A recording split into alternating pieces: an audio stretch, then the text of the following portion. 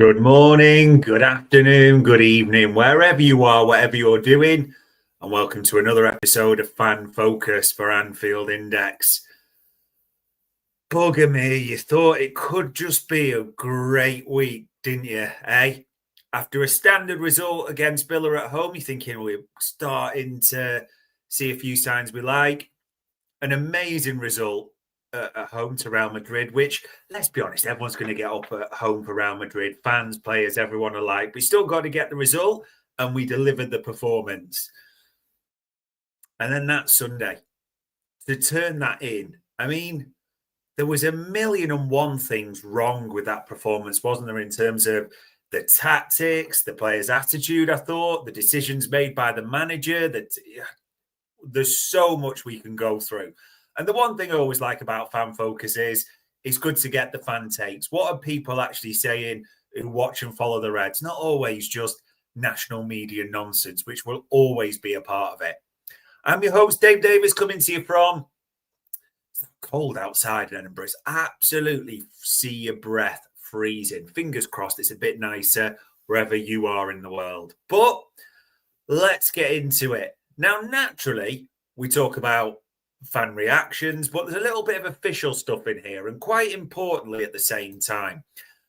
And your opinions on this will be interesting because this is probably the right place to start. One of the two big stories that have developed today.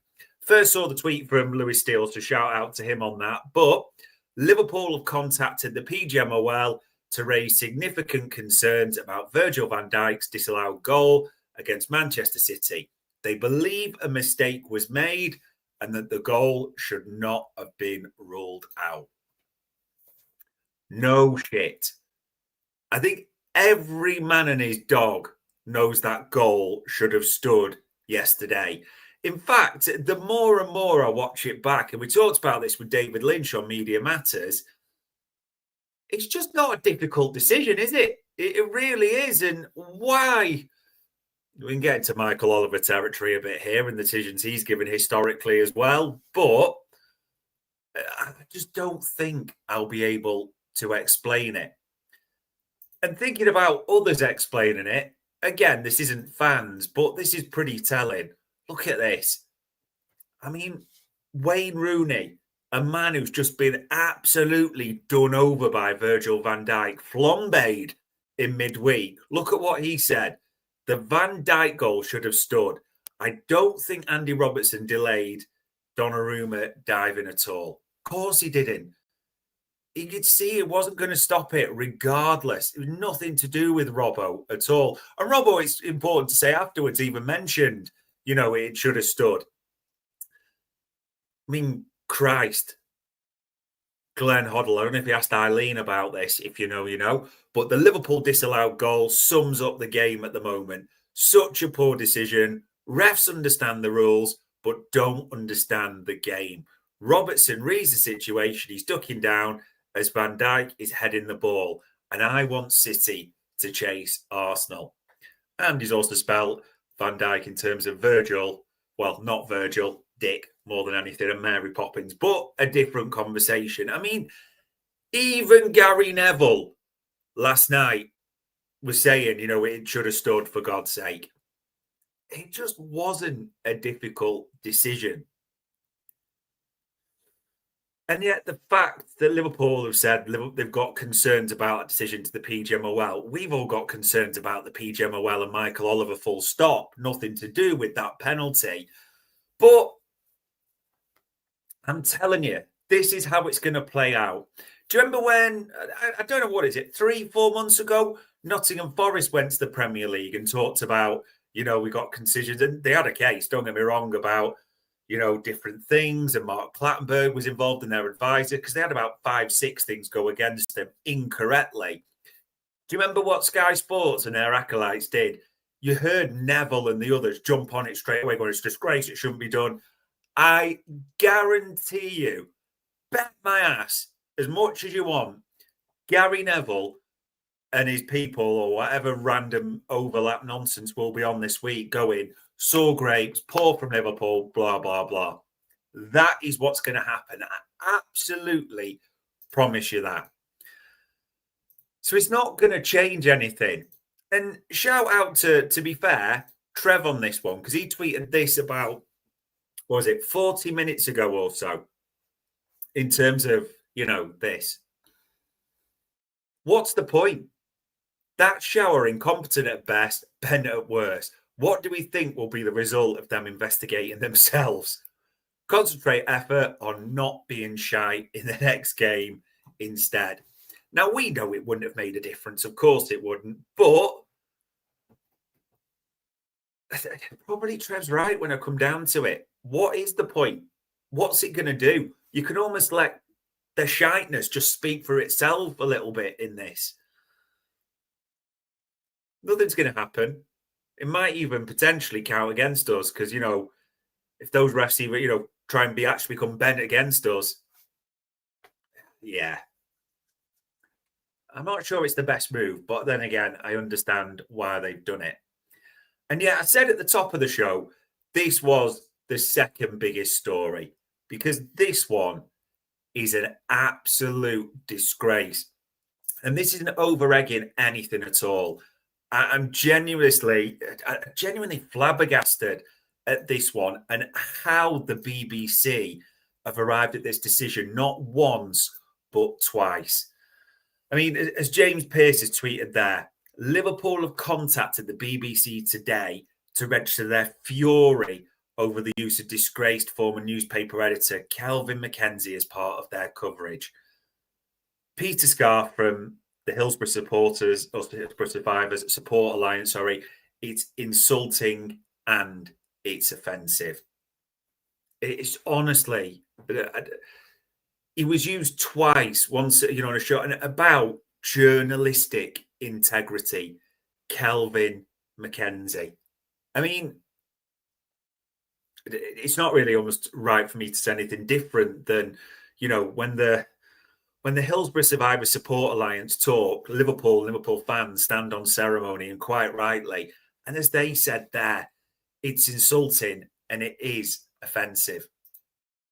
It's just, yeah. Ian Byrne, so I wanted to show this as well. He tweeted about it and agree with everything he said here.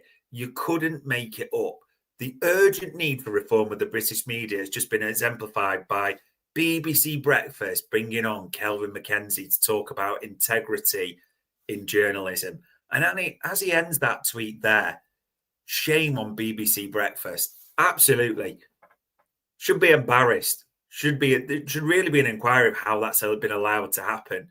So I hope, I don't even know as I say this, what the appropriate action is, but I hope there is an apology issued to the relevant Hillsborough groups, Liverpool, as quickly as they possibly can. Just a disgrace. It really is. In terms of back to, football and us yesterday, I mean, what an abject performance. So bad in so many ways. And almost in terms of the shape, the lack of cohesion, almost a mid-block, the passiveness of it all. Just look at that Sam Maguire tweeted as a photo of the lack of cohesion yesterday. It's just ugly, isn't it? Look at that. Got McAllister there. And just look at the space between the attack to what should be a midfield. And in fact, there was just absolutely no cohesion. We didn't press. Do you remember Arne Slot talked about it before? A low, we're either going to be a low block or a high press. We're definitely not going to go in between against Real Madrid. And we did the exact in between in this one, didn't we? It was passive. There was nothing to it. So much not to like. And in terms of the best fan tweets that I've seen around this, a lot of them, and quite rightly, question the mentality of this squad, this team, and how everything's going at the moment, and just a fragility to how we're performing. So there's a few that's well worth running through here. Shout out to Bram Barry there. He's right on this. We've won every game we've scored first in, but lost all the ones where we conceded first, except against the Bundesliga. Basically, that doesn't count. mentality or confidence or whatever it is, there is a serious issue there. The ultimate momentum team. I think that's absolutely bob on the money. If we don't score that first goal or something goes against us, we fold like a deck of cards, don't we? There is a mentality issue there. I don't really see how you can debate it at all. And feel free in the chat panel if you want to, throw it from a different angle. But I think Barry's absolutely spot on with that tweet. And I thought this was a good tweet from one of the patch journos, Beth Lindup as well, from ESPN. Look at that. Obviously, there are tactical issues, but this is the first time in 13 years Liverpool have lost 4 away games in a row. Does feel like a bit of a mentality issue. Not enough players up for the fight when they come under pressure, both physical and psychological, away from home. It's a consistent theme, isn't it? I think Beth's absolutely spot on there. The tactics were wrong completely, as Arne Slot admitted himself. But who did you look up at? As and Beth says there, who did you think they were up for the fight? They were battling. Who got pass marks for you yesterday? Maybe 1 or 2. Maybe Connor Bradley, who Pep singled out afterwards. Maybe Szoboszlai, Marmadash, but you're pushing it, aren't you? You're talking 2 out of 3 pass marks out of a whole entire squad. And it's that word that, Beth mentioned a few follow-up tweets, and the one I kept sawing quite rightly on, various posts. Passive. Really passive. I went a bit stronger, though, what I said earlier. I think Liverpool look weak. And there is a blueprint to beat this side. And it's got to be turned around really quickly. And Trev, I think, hit the nail on the head with this one as well. You can't have as many wonderful footballers that LFC have and look this devoid of a plan. That does ultimately land at Arne's feet. I hope he can sort it. I think we all do, to be honest, don't we? Because there's just massive concerns with what we're seeing. And in terms of other performances, I think this felt like a new low, didn't it? Because of the mentality, the passiveness, that we almost played for to try and draw, I would say, not lose. There wasn't any aggression across the pitch at all. There was so much that concerned you. And you heard Arne Slot talk afterwards, didn't you? And be honest and say, it was the tactics mainly. Trevor's right there. It does ultimately fall at his feet, doesn't it? Yeah. Not exactly the most joyous international break, which is crap enough at the same time as well. And shout out to LFC Hadouken on this one. I think this was right. We talked about blueprint. He tweeted, you can beat Liverpool by passing sideways, passing through them, physically being better, going long over them, or from set pieces. Such a weak side. We lost 7 games already. By this stage, November the 9th, Roy Hodgson had lost 5 games. Now, I do think the Hodgson thing is a bit strong, and people have been using that a lot recently, haven't they? It seems to be a thing because, let's be honest, Roy Hodgson was utter crap and he left quite quickly and he didn't win a league title at all like Arne Slot. Doesn't have a record at all like Arne Slot either, despite what the English media would have you believe. But the results, yeah. I think also what was spot on, there are ways to beat this Liverpool team, is right. Go long, second balls, as we know. That's something we struggle with. And now you can overload the midfield a bit, can't you? As Man City proven, and they just can't react to it. The ways you can beat this Liverpool team are mounting up big time. Question marks galore. Now, interestingly, one player that's got a lot of stick in the last sort of 24 hours, if you cast your eye over social media, is Konaté. It's an interesting one, this one. Now, the main going to say culprit's too strong, but the main source of criticism, you probably saw this from Jamie Carragher yesterday on Sky Sports. I mean, that's a pretty strong statement, isn't it? When Liverpool concede, he is at the heart of it. I mean, he's had a terrible season, Ibu. Let's be honest, he's been poor bar the odd game, which has been the exception. And there's, of course, there's all the talk about his contract, Real Madrid, PSG, and all that. So that's going to keep sort of rearing its head until something's sorted one way or another. No doubt about it at all. But actually, what was interesting, there's been a bit of a case for the defence, let's call it that. No pun intended. But Sam Maguire tweeted there, defensively shambolic, yes, but Konaté was fairly decent on the ball yesterday. Kept getting the ball to the forwards, completed 70% of his long passes and comfortably ranked first for progressive passing yards. And gave a few examples of where, you know, he did pass it well and actually set some attacks off as well. It's a funny one, and Sam admitted this, I know, in various articles today. Should have done better for the goal. Should have got that away. But City purposely targeted him. That, you know, they marked Van Dijk and said, we're going to make sure Konaté has the ball. But it's interesting, you know, the way his stats have been lined up there by Sam. And he's not the only one to sort of come in and defend Konaté a bit. For me, and, you know, feel free to chuck your thoughts on this one. We knew that was going to be the case, but we've seen the double pivot. We've seen a bit of a change in setup in the last few games before City, where we thought that's how they're trying to manage that issue right now.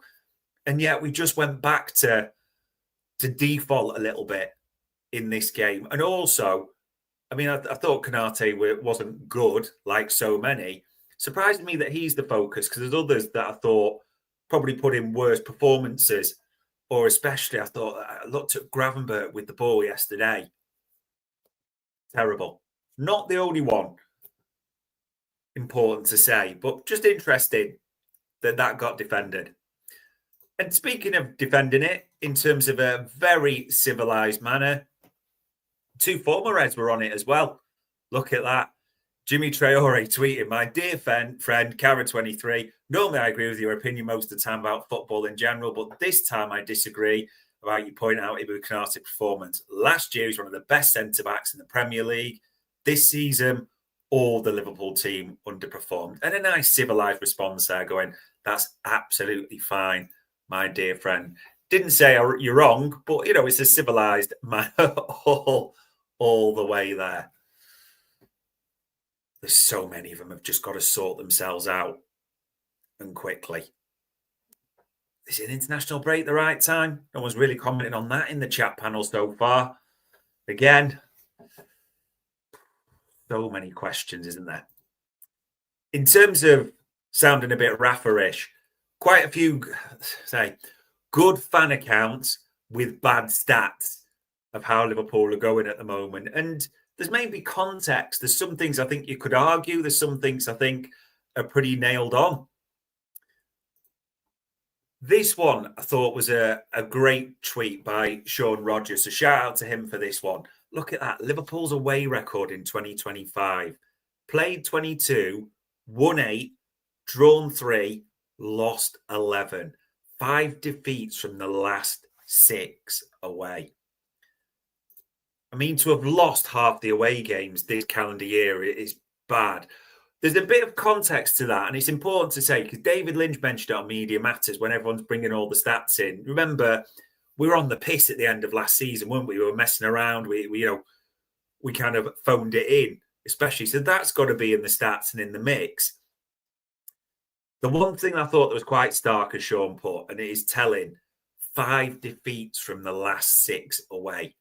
Liverpool are weak away from home. I don't really think you can put it any other way for me. Neil Cordwell there as well saying in the chat, we need to start getting back to the habit of having clean sheets. I think we all hope, Neil, we'd start to see it in the start of this week, hadn't we? With clean sheet against Villa, clean sheet against Real of all teams as well. But that looks like it's been well and truly eviscerated. It's got to be the thing, though, that Arne Slot works on. In terms of other horrible stats that you saw as well, I think everyone's seen this one. For a shout out to the Tactical Times. When Liverpool lost against City, since that PSG exit last season in the Champions League, they'll have lost 40% of their games. Now, again, to mention a few where they were on the piss at the end of the season and all that, but even with that, the percentage is too high. It just really is. It's not acceptable, really, is it? And I know Virgil's talked before about he's called a meeting and all these bits. And if a meeting's going to do the job this time, things just need to change quickly. But it's just another horrid stat. And they keep coming, to be honest. Yeah, even Opta are getting in on the mix. Look at this. Only 3 reigning Premier League champions have won fewer points from the opening 11 games of the season than Liverpool in 25-26. We've got 18. The last team to win an English top 5 title after winning 18 points or fewer from opening 11 games were Everton in 86 and 87. Can Liverpool turn it around? That's almost where we are right now. That's the embarrassment of the stats. People Opta are referencing blue noses in the tweets. That's, how bad it is right now. And even McGann put in there, loss record in 25 is embarrassing. I know people like to write off the end of season, but that level of effort is still there today. Even before PSG, you had Plymouth and the Carabao Cup final. Yeah, some bad results, probably in both of those, especially the Carabao Cup final as well. You thought about the lack of physicality. You thought about how weak we looked in that game. Newcastle bullied us essentially. And you probably thought in the summer, well, Liverpool will bring physicality in, won't they? They'll make signings. They'll sort that element. And yet they didn't. We bought all, what I don't know what you call them, ballers, great footballers, but no physicality. And that's been a bit of a theme on the social media today, hasn't it? Look at that. What a name for an account. An LFC fan, as he tweeted, again, why did we spend 400 million to make the team worse? Still don't see any sign of a plan. And as Rory put it that way, that is the question you have to ask over and over again. I think we're all struggling with this one, aren't we? I think it's probably 450 million. No, I don't know the exact fees, of course, but when you stack it all up, and yes, they recruit huge amounts, but we spent big money on certain players, and the team does look worse. You can't argue any different at all. I think the second part of that is also a bit of the worry. Still struggling to see signs of a plan. You kind of saw it, we've got to be balanced on this as fans, and everyone's entitled to the view. We saw it a little bit of semblance of a plan of what we wanted from Villa game and the Real Madrid, almost back to last season a little bit, and that seemed quite a good idea. But then again, City is like, what, are we just stop that? Are we going passive? Like, no high press, low, what are we doing again? And the whole thing just looked completely disconnected, didn't it? And people will talk about reactions. And shout out to Josh Williams, he said, people's reactions can be strong on this, but it's when the tactical battle's lost, this will be the knock-on effect. And for me, yes, completely out sort of gunned in that slot by Guardiola, but I thought we were outfought as well. And I hate saying that. Again, weak, soft touch, whatever phrase you want to use, it just keeps coming up time and time again. So yeah, 400 million, as it said there, and the team looks worse. And shout out to Moby on this one, because I'll be honest, this feels like my sentiments a lot. You should never just, as Moby tweeted here, one should never just turn to the market to solve structure, tactical shortcomings. But a dual-winning midfielder with a passing range is so badly missing in our team. It's incredibly easy to play through the midfield. We won 5 out of 24 duels in midfield yesterday. I think, Barca Bosley, the midfield was pretty, I think McAllister and Gravenberch were horrendous. Not going to dress that up in any way at all. But it is my thoughts, and I've said it on a few pods now. Yeah, you spent 450 million, and I agree, we shouldn't just be looking to solve that. I do think Slot could be better in terms of the setup, the plan and everything like that, mask the deficiencies or paper over the cracks a little bit. But they're going to have to spend again to fully solve it, aren't they? Yeah, you need a midfielder that does win their battles, can pass as well. And you've all seen the names. You probably all like a lot of them that you've heard. That Elliot Anderson would love that. People be attracted to that. People look at Adam Wharton for the progressive nature. People talk about Baleba because of that aggression, the ability to win the ball. I think they'd all almost do a job for us at the moment. There's no two ways about it. Because the recruitment so far, and it might be different in the longer term, but we're looking at it right now, as people are saying, isn't looking great. And it's that semblance of a plan that's the worry for you as well. Shout out to another good tweet on this, Steve McVeigh. It's interesting. Nothing wrong with Liverpool signings. They're all good players. They're here for 5 or 6 years, not 5 months. We misprofiled at right back and never addressed the Diaz departure. The build-up remains appalling. No excuses post-break. Sink or swim time. Does feel a bit that way, doesn't it, with everything that's coming up? This run, which we'll talk about as well, you feel like you've got to, win the great majority, if not all of them, to get it back on track. So that's absolutely correct. I get what he's saying as well. They are good players, they're not just bad players the ones to recruit it. That doesn't just happen overnight. It's interesting that as a statement, isn't it? We misprofiled at right back. Jeremy Frimpong's, he's had a nightmare, hasn't he, so far with injuries. But you think if you're going to sign Jeremy Frimpong to go with Milos Kerkez, flying fullbacks is the nature. Not once have we seen that so far this season. No alluding to it either, really. Kerkez quite often, when he's playing, pinned at the hip of Virgil van Dijk. Yeah, so there's that. Address the Diaz departure. I think we all thought it was good business, didn't we, when Luis Diaz went? 65 million, 28 years old, not long left on his contract.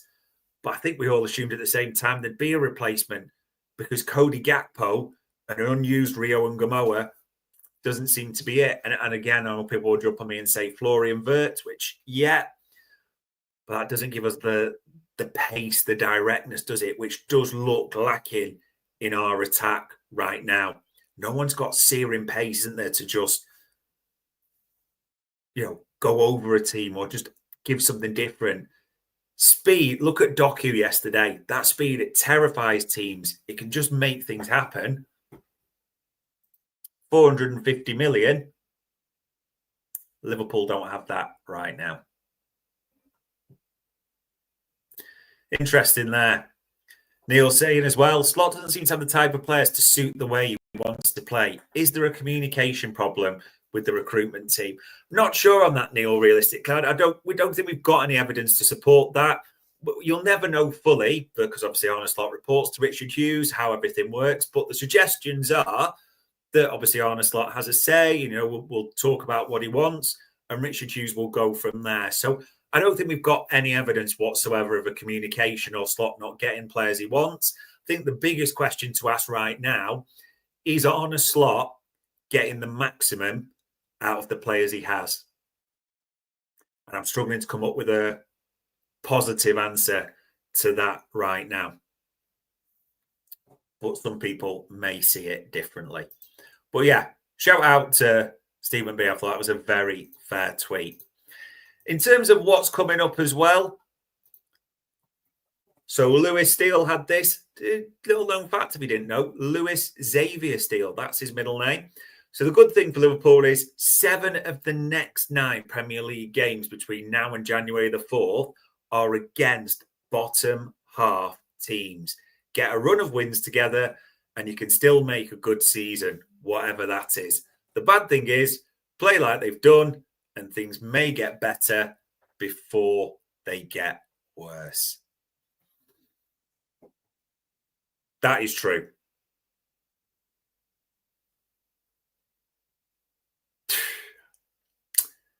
You look at the fixtures coming up. On paper, they look pretty favourable, don't they? There's quite a few home games, even the aways where we're stinking at the moment. you're looking and thinking, well, they're not a team in form. We should be able to get something there as well. It is the run.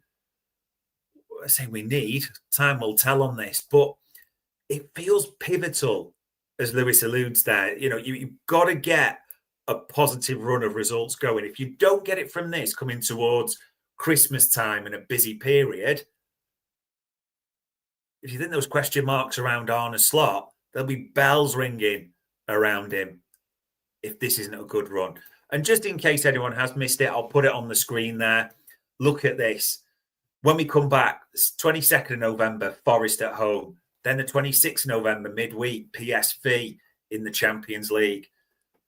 Sunday, the 30th of November, away to West Ham, who've been pretty abject this season, although, they start to win a few games typically, just as we've come round. Sunderland at home after that.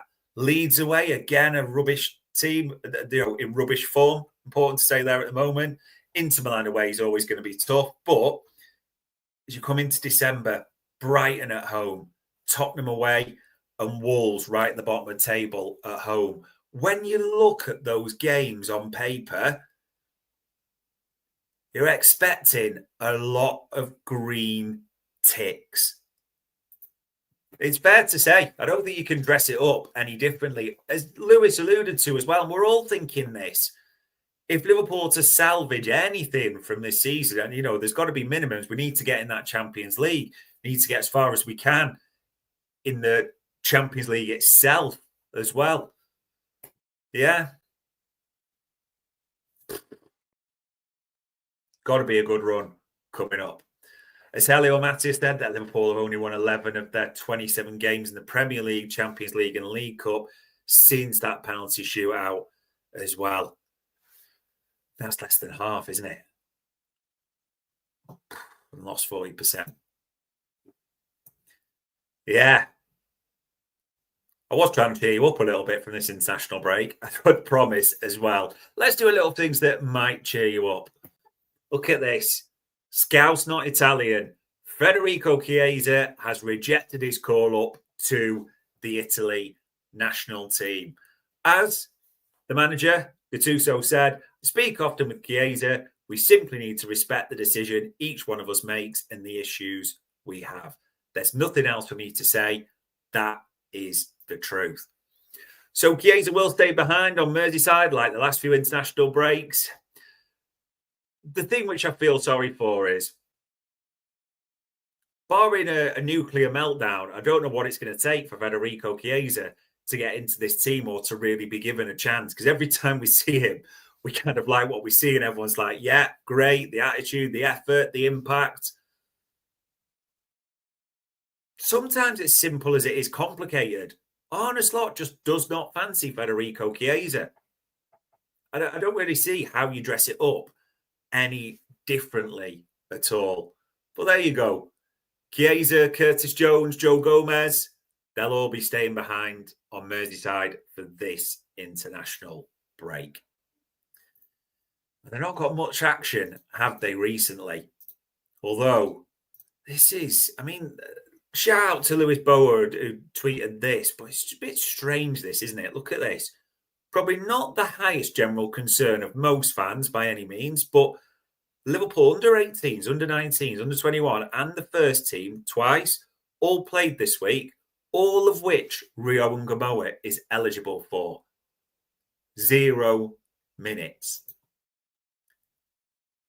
Actually, not perhaps an indictment against Slot, but the overall management argument he would and shouldn't play against Real Madrid. Okay, I agree. But let him play the Youth League game then. Same for Man City in reference to the under-21s who played Friday. It's looking a bit bizarre by, every minute. And he actually said on the transfer show a good week ago when people sort of scoffed at it, that our info was that the whole pushing of Ngamoa in that pathway, that Richard Hughes was driving that realistically to Arne Slot more than anything else. You can go back and check. We said that on the transfer show. The fact they say, but 0 minutes, is that really helping his development? All right, we talk about the senior team and everything like that, but he's a little bit strange, isn't it? Don't really get that one from Arne Slot at all.